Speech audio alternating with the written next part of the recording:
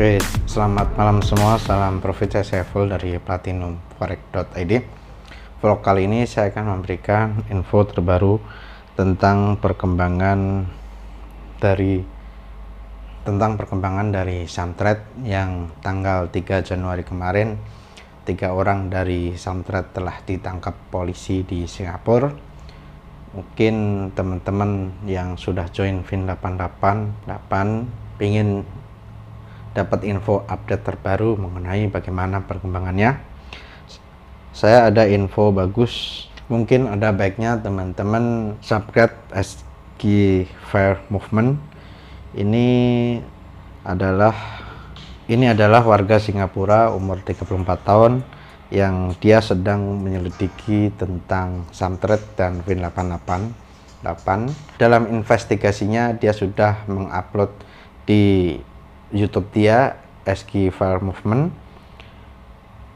ada sudah sekitar 25 short atau video pendek di YouTube ya.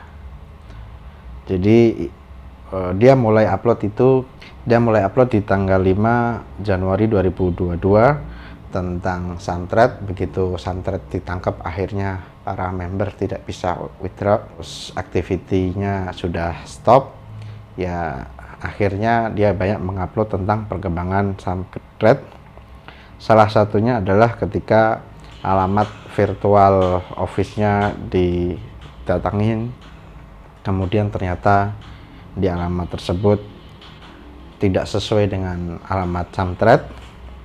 Terus ada video juga yang di-upload oleh dia tentang nama Lawrence. Dia yang selalu membalas email ya.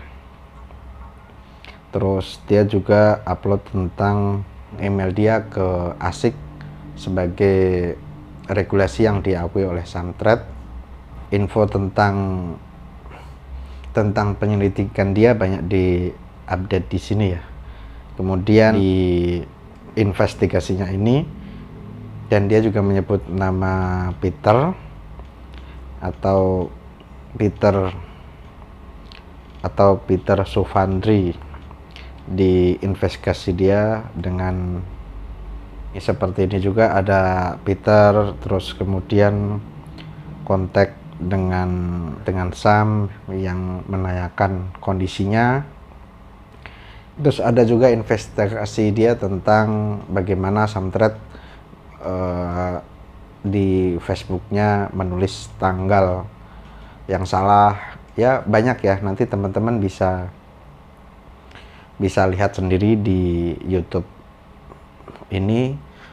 Teman-teman bisa dapat perkembangan ya. Seperti ini info terakhir yang dia upload di hari ini ya, sekitar beberapa jam yang lalu ya. Info dari dia mungkin dapat membuat teman-teman yang member Fin888 pengen tahu perkembangan tentang investigasi dari SG Fair Movement. Silahkan teman-teman subscribe YouTube ini. Terus saya juga ada perkembangan baru lagi. Hal ini yang saya baru tahu hari ini ya, yaitu bahwa berita ini diterbitkan oleh berita1.com yang isinya adalah Joker Bali buat saham trade dibuka oleh otoritas keuangan Singapura dan dinyatakan ilegal di Januari tanggal 8 2022. Ini sedikit saya bacakan beritanya ya. Bali, berita1.com pada tanggal 1 Desember 2021 lalu, Jonathan yang akrab disapa Joker Bali melaporkan saham trade kepada otoritas keuangan Singapura dan Perdana Menteri Singapura Lee Hsien Loong karena Joker Bali menganggap bahwa trade menggunakan robot merupakan kebohongan dan pembodohan publik. Ujung dari pelaporan Joker Bali terhadap broker ilegal saham trade atau yang dikenal dengan Fin888 akhirnya pada tanggal 2 Januari 2022 pemerintah Singapura resmi membekukan saham trade dan menangkap 3 orang pemilik dari saham trade.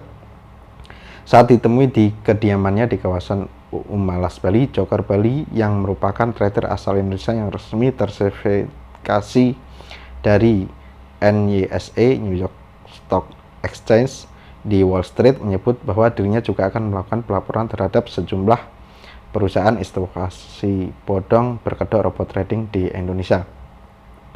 Saya juga akan segera melaporkan sejumlah perusahaan yang diduga melakukan kegiatan investasi bodong dengan kedok robot trading yang banyak beredar di Indonesia.